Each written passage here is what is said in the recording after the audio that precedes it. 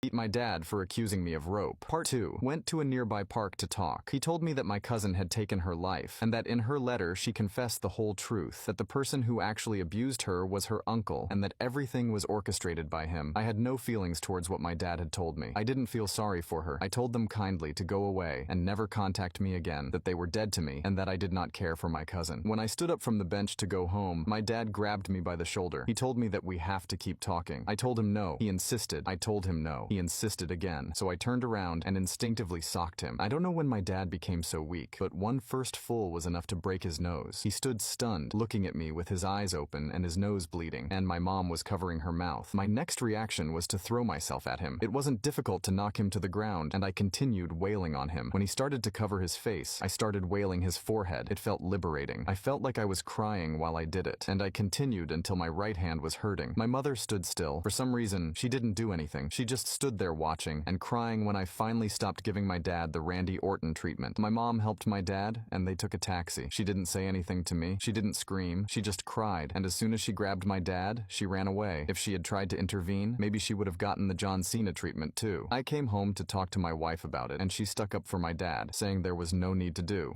Follow for the next part and more stories.